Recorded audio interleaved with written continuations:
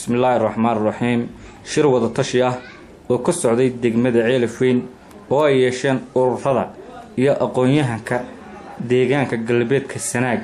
oo laga arrinsanayay aayaha deegaankaas iyo sidii wax looga qaban lahaa ayaa waxa ka soo baxay arrimahan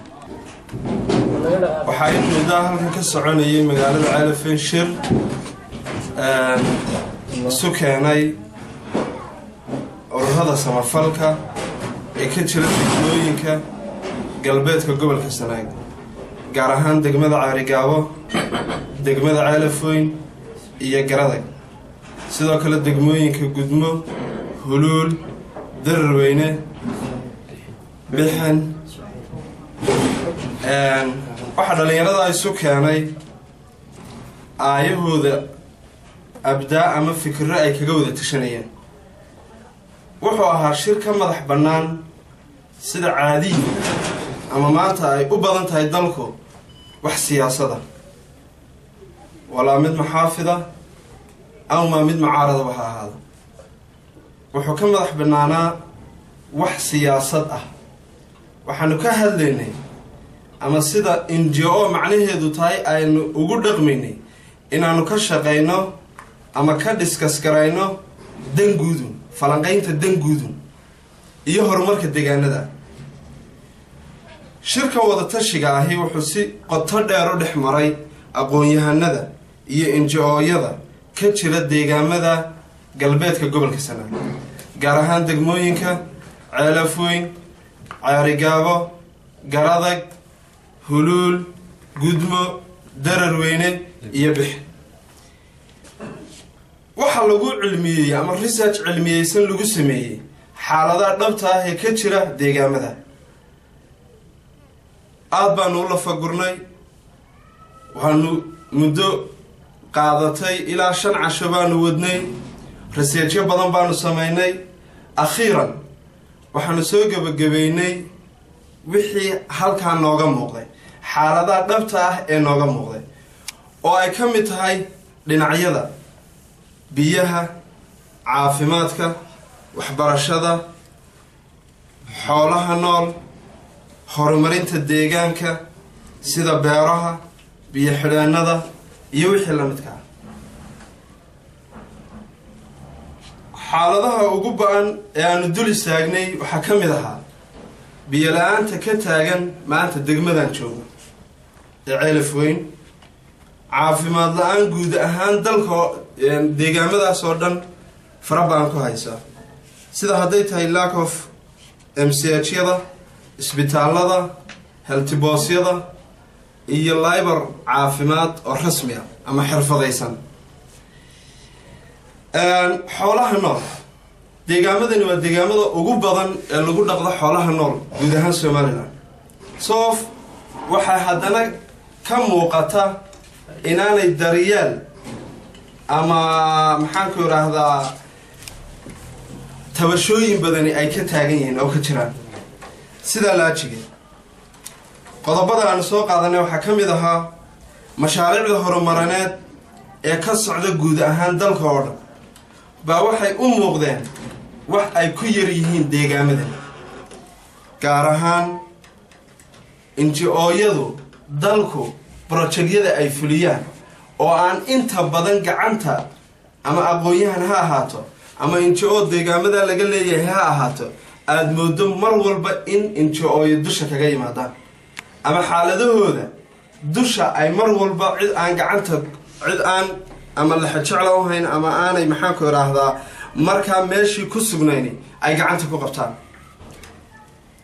waxyaabahaanu isla discuss garaynay waxa ka mid ahaanu sida gaarka u taabanay mashaariicda lagaga faa'iideysto sida sanaaduuqda SDF sida EBH sida GBLG-ga iyo World Bank oo kale waxa iyaduna aanu taabanay oo qodobadeedii ka mid ahaa magaca guud ee dalladda Soonyo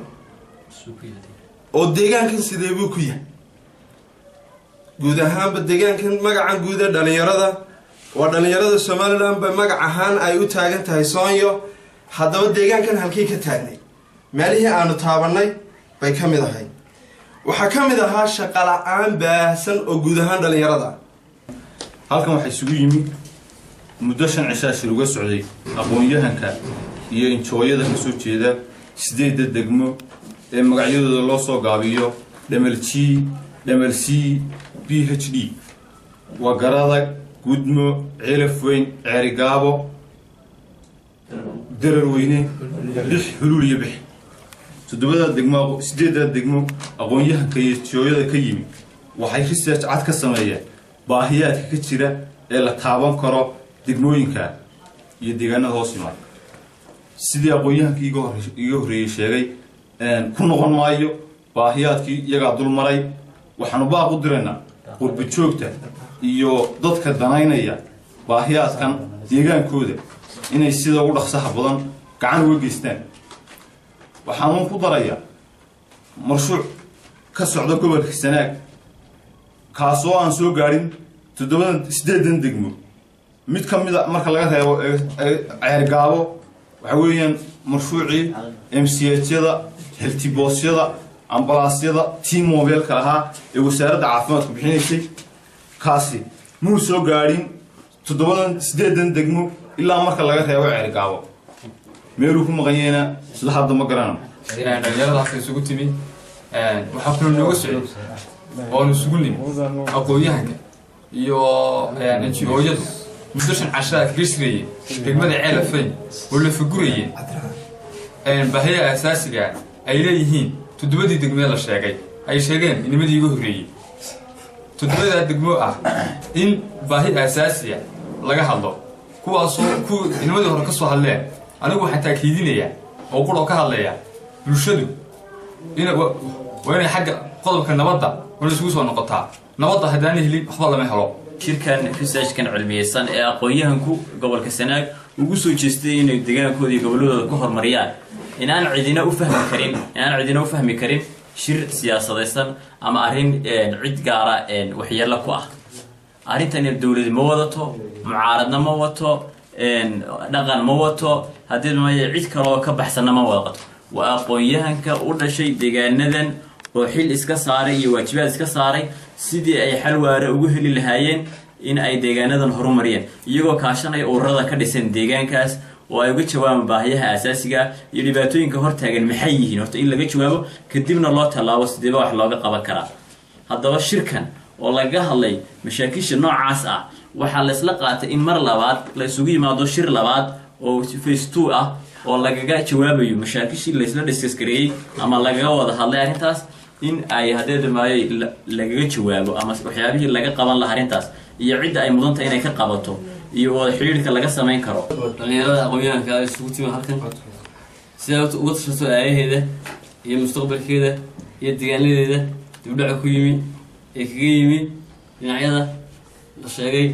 waxa weeye shirkan ajandaha marka hore u horeysa magaciisa lagu yidhaahdaa aftaxtuuna sidaanu sheegnay uu ku dambeeyaa u dhici doonaa muddadu dhici doonana waa la cayimay. aftax waana ajandihiisa waxaa uu ka bilaabmaa shirkan oo ah shirka aqoon-yahanka